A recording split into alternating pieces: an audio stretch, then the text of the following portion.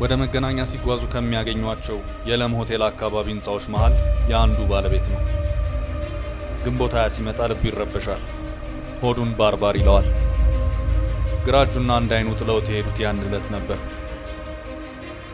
ከሶስት ጓደኞቹና ከታላቅ ወንድሙ ጋር ወደ አንድ ቦታ ለመሄድ ተነጋገሩ። የሚሄዱበት ቦታ ከፍተኛ ዝርፊያ የሚፈጸምበት ነው። ዝርፊያው ተራ አይደለም፣ የሚዘረፈው ሜርኩሪ ነው። መኖሪያ ቤታቸው ጥይት ፋብሪካ አካባቢ በመሆኑ መጋዘኑ ተሰብሮ ዘረፋው ሲጀመር ከስፍራው ከደረሱት ጥቂት ሰዎች መካከል እሱና ጓደኞቹ ይገኙበታል። ከልጅነታቸው ጀምሮ ሲወራ ይሰሙ የነበሩትንና ከመጋዘኑ ህንፃ በታች አንደርግራውንድ ውስጥ የተቀበረና ለጥይት ማምረቻ የሚያገለግል ሜርኩሪ የተባለው ማዕድን ይገኝበታል የተባለውን ስፍራ የቅድሚያ ኢላማቸው አደረጉት። እንደ ሐሳባቸው ሆኖም ውዱ ማዕድን ያለበትን ቦታ በማግኘታቸው እድል የሰጣቸውን አፋፍሰው ወጡ። ያገኙት ማዕድን እጅግ ውድ ዋጋ እንደሚያወጣ ሲነገራቸው ተጨማሪ የማግኘቱ ጉጉት አደረባቸውና በድጋሚ ወደ ስፍራው አመሩ። ሆኖም ለሁለት ጓደኞቹና ታላቅ ወንድሙ ሞትን ለእርሱ ከፍተኛ አካል ጉዳትን እንጂ ተጨማሪ ሜርኩሪን አላስገኘላቸውም። ቴዎድሮስ በአሁኑ ወቅት የ47 ዓመት ጎልማሳ ነው። ዛሬ በሆነ አጋጣሚ አደጋው በደረሰበት ስፍራ ላይ በተሰራ የቀለበት መንገድ በመኪና ሳልፍ ያን የነበረ ሁኔታና ድርጊት ሁሉ አሁን የተፈጸመ ያህል ይታየኛል። ግንቦት 20 ለእኔ ዝብርቅርቅ ያለ ስሜትን የሚፈጥርብኝ ቀን ነው። እውነቱን ተናገር ካላችሁኝ ዕለቱ ፍጹም ባይታወስና ባይከበር ደስ ይለኛል ይላል። ያን ዕለት የተፈጠረው ምንድን ነው? ለምን ጥቂቶች አካል ጉዳተኛና ሀብታም ሲሆኑ አብዛኞች ለምን ሞቱ? ልዩና አሳዛኝ ግን ደግሞ አስገራሚ ታሪክ ነው። የህወሓት ታጋዮች ቁምጣቸውን ተቋምጠው ሸበጣቸውን ሸብጠው ክላሻቸውን አንግተው አዲስ አበባን ገና እየለመዷት ነው። ከሞላ ጎደል ሲገቡ የነበረው ትርምስና ሁከት ቀዝቀዝ ብሏል። 4 ኪሎን ከተቆጣጠሩ ሳምንት ይሆናቸዋል። ግንቦት 20 ድሉ ታውጆ ልክ በሰባተኛው ቀን ግንቦት 27 ነው ከሸጎሌ የተነሳ ከባድ ፍንዳታ አዲስ አበባን የናጣት።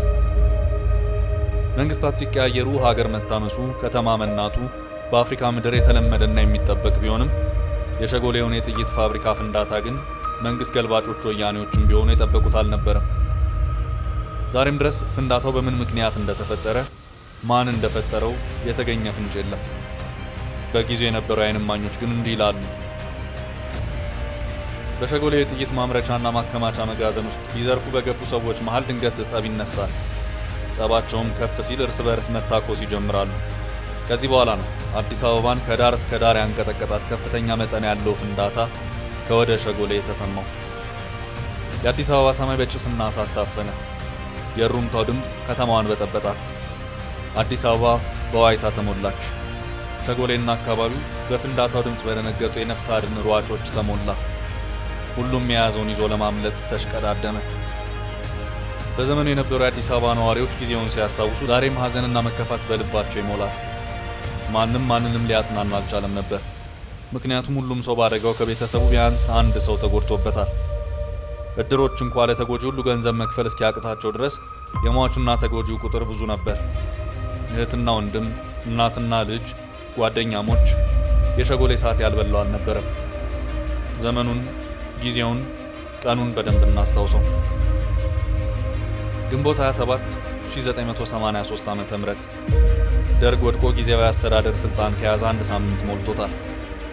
አዲስ አበባ ከጥይትና መሰል ድምጾች ጋብ ብላ በእርጋታ ማሰብ የጀመረችበት ወቅት ነበር። ነገር ግን ሌሊት 10 ሰዓት ገደማ የሆነውን ማንም አልጠበቀው። ሀገር ሰላም ብለው እንቅልፍ ላይ ያሉ አዲስ አበባውያንን ቀልብ የገፈፈ ክስተት ተከሰተ። ከ100 በላይ ሰዎችን የቀጠፈ ጉድ። ኒውዮርክ ታይምስ ጋዜጣ በዕለቱ ያወጣው እትም ላይ የአዲስ አበባ ሕዝብ ቁጥር በግምት 3 ሚሊዮን ይሆናል ይላል። ታዲያ ይህን ሁሉ ሰው በአንዴ ክው የሚያደርግ ምን ሊሆን ይችላል? የተሰማው ፍንዳታ ነበር። ከበድ ያለ ፍንዳታ። ከጎተራ እስከ ሰሜን ሆቴል የተሰማ፣ ከአቃቂ እስከ ኮተቤ ቀልብን የገፈፈ።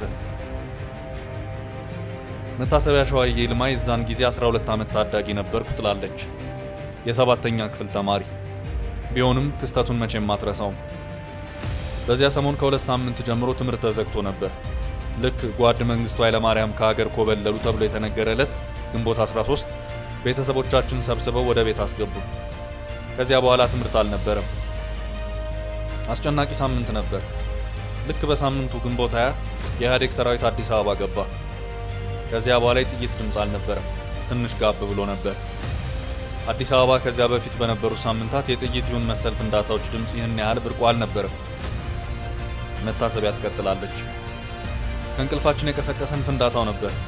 መሬት የሚያንቀጠቅጥ አይነት ፍንዳታ ነበር። በዚያ ላይ ጨለማ ነው። ምን እንደሆነ አላወቅንም። እስከዛን ዕለት ከሰማናቸው ፍንዳታዎችም በጣም የተለየ ነበር። ሁሉም ሰው ተነሳ። ነገር ግን ግራ በገባው ስሜት ውስጥ ነበር። ጦርነት ነው እንዳንል ጦርነቱ አልቋል። ምንም በለው። እየቆየ ሲመጣ የጥይት የሚመስሉት ትንንሽ ፍንዳታዎች መስማት ጀመርን። ፍንዳታውን የሸሹ ሰዎች እግራቸው ወደ መራቸው በአራቱም የከተማው አቅጣጫ መትመም ያዙ። ወደ እነ መታሰቢያ ሰፈርም የመጡ አልጠፉም። እንግዲህ አስበው፣ ሰፈራችን ሰሜን ማዘጋጃ ነው። ግን ፍንዳታውን የሸሹ ሰዎች በግምት ከፍንዳታው 1-2 ሰዓት በኋላ እኛ ሰፈር ደርሰዋል። ወላጆች ወጥተው ሲጠይቁ ፍንዳታ እንደሆነ ተረዱ። የሚቀጣጠል ነገር እንዳለም ከሰዎቹ ሰሙ። ወላጆችም ግራ ገብቷቸው ነበር። እኛም እንውጣ ወይስ ትንሽ እንጠብቅ አይነት ነገር ነበር የነበረው። መጨረሻ ላይ አንድ ድብልቅ ያለ ፍንዳታ ተሰማ። በጣም ከባድ ከመሆኑ የተነሳ መስኮታችንን ላይ የሚረግፍ ነበር የመሰለው። ከዚያ በኋላ ነው ፍንዳታውም የተረጋጋው። ቀኑም እየነጋ መጣ።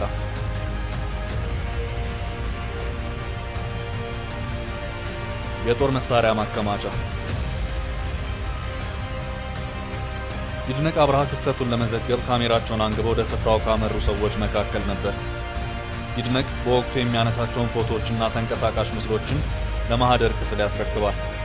ቢሮአቸው የነበረው ደግሞ አቡነ ጴጥሮስ አካባቢ የነበረው የኢትዮጵያ ራዲዮ ዋና መስሪያ ቤት። ፍንዳታውን ስንሰማ የእኛ ክሩ ቪዲዮና ፎቶግራፍ ለማንሳት ወደዚያው ሄደ። የፈነዳ የጦር መሳሪያ ማከማቻ የነበረ ስፍራ ነበር። በርካታ ብረታ ብረቶችም ነበሩ ስፍራው ላይ። ፍንዳታው አካባቢውን በጭስ እንዲዋጥ አድርጎ ነበር።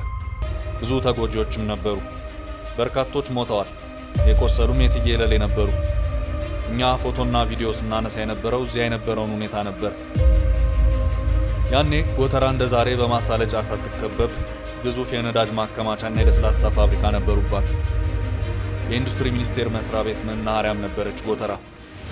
በጣም አስገራሚው ነገር እንዲያውም ነዳጅ ማደያዋ ለመፈንዳቱ ነው ትላለች መታሰቢያ። ጎተራ አሁን ያለውን ቅርጽ ሳይዝ በፊት ኮንፊውዥን ስኩዌር ነበር የምንለው። ማት አስፋልቶች የሚገናኙበት ነበር። ባቡሩም ያልፍ ነበር በዚያ በኩል።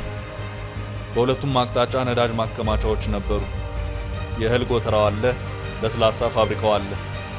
ሰው በኋላ ላይ እንደ ተአምር ያወራው ነዳጅ ማደያዎቹ አለመፈንዳታቸው እያለ ነበር። ምክንያቱም አደጋው የበለጠ የከፋ ይሆን ነበር። በወቅቱ በፍንዳታው ምክንያት ከ100 በላይ ሰዎች መሞታቸው ተነገረ። የቆሰሉም በርካታ ነበሩ። ያን የነበረው ጊዜያዊ አስተዳደር ጣቱን በደርግ ሰዎች ላይ ቀሰረ። ማከማቻውን ሆን ብለው ያፈነዱት የደርግ ርዝራዦች ናቸው አለ። ምሽት ላይ ዜና ሲነበብ ከአደጋው ሌላ አስደንጋጭ ዜና ተሰማ። ታዋቂው ጋዜጠኛ መሐመድ አሚን በፍንዳታው ምክንያት አንድ እጁን ማጣቱ ተዘገበ። መሐመድ አሚን ከላይ ስሙን የጠቀስንላችሁ ፎቶግራፈሩ ይድነቅ ስለ መሐመድ የሚያስታውሰውን ሲያወጋ እኛ በስፍራው ስንደርስ መሐመድና ሌሎች ዓለም አቀፍ ጋዜጠኞች ፎቶ እያነሱ ነበር ይላል። መሐመድ አሚን እጁ ላይ ጉዳት የደረሰበት በሁለተኛው ፍንዳታ ነው። ከዚያ በፊት ግን ፍንዳታውንና አካባቢውን እየዞረ ሲቃኝ ምስልም ሲወስድ ነበር። ነገር ግን ሁለተኛው ፍንዳታ የእርሱን ግራ እጅና የባልደረባውን ጆን ማታይን ነብስ ሊወስድ ግድ ሆነ። እነዚህማ ለገንዘብ ብለው ነው እንጂ እንዴት እንዲህ አይነት ስፍራ እየገቡ ፎቶ ያነሳሉ በማለት ራቅ ብለን የቆምነው እኔና የኛ ካሜራ ክሩ ስናወጋ ነበር ይላል ይድነቅ የመሆን ጀግንነት ሲያስታውስ። አደጋው ሲደርስ በስፍራው የነበረው አምቡላንስ ወደ ሆስፒታል ወሰዳቸው። ቦታው ግርግር ነበር። ካሜራቸውን ጥለው ነበር የሄዱት። እኛንን ካሜራቸውን ሰብስበን ያስቀመጥንላቸው። የዛን ጊዜ ታዳጊ የነበረችው መታሰቢያም ስለ መሐመድ የሰማችውን ታስታውሳለች። ቀልቤን ስቦት የነበረው ምሽት ላይ የተነገረው ዜና ነው። መሐመድ አሚን በፍንዳታው ምክንያት ጉዳት ደረሰበት ተብሎ ሲነገር፣ መሐመድ አሚን ለእኔ በጣም ትልቅ አይዶል ብዬ የምለው ጋዜጠኛ፣ ከኢትዮጵያ ጋር ልዩ ቁርኝት ያለው ሰው ነው። መሐመድ አሚን አንድ እጁ ጉዳት ደርሶበት እንኳ በአንድ እጁ ይገርጽ ነበር አሉ። እውነት ይሆን? ማን ያውጋ የነበረ እንዲሉ ይህን ጥያቄ ለይድነቅ ሰነዘርንለት። አይ እውነት አይደለም፣ ብዙ ደም እየፈሰሰው ነበር እኮ። ኋላ ላይ በሕክምና ተቆረጠ እንጂ አንድ እጁ ተንጠልጥሎ ነበር። ሬዚስታንስም አልነበረውም ያ ሁሉ ደም እየፈሰሰ እንዴት ብሎ? ካሜራው እኮ ወድቋል። አምቡላንስ ለሕክምና ወሰደው። ንብረቱን ደግሞ እኛ ይዘንለት ሄድን። በኋላ ነው መጥቶ የተረከበው። ይህ ክስተት በተፈጠረ ልክ በሳምንቱ ደግሞ በቅሎ ቤት አካባቢ ሌላ ፍንዳታ ተሰማ።